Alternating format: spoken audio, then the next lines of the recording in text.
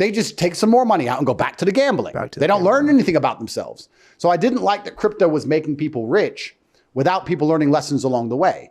And that's why the culture was what it was, because the crypto culture before I jumped into it a month ago was a mess. I mean, I jumped into it and people were saying, this guy's got influence. And I'd scroll up and down his page for a fraction of a second and say, he's a fucking loser. Who listens to this guy? Who gives a shit what he thinks? He's a fucking nobody.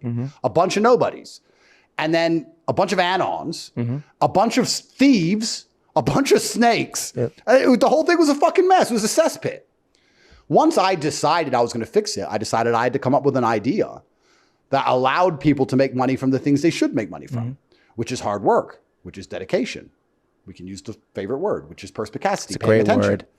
People who actually sit down and dedicate themselves to something and who do the right thing and learn lessons along the way, who aren't anon, who aren't hiding, who aren't trying to rug pull, who aren't trying to snake others, who aren't trying to be deceptive, who aren't trying to get in first to use others as exit liquidity. None of this PvP bullshit, just people doing the right thing.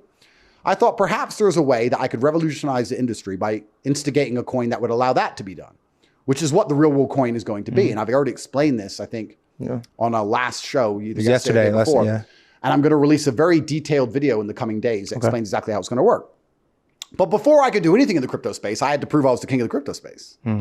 So before doing anything, I thought, well, let me just come along and just start saying tickers and see what happens. I think the first day I was in my garden, making random videos on my iPhone saying tickers, billions and billions of liquidity moved all over the place. And I wasn't trying. I mean, I wasn't paying for advertising. I wasn't going out to stadiums.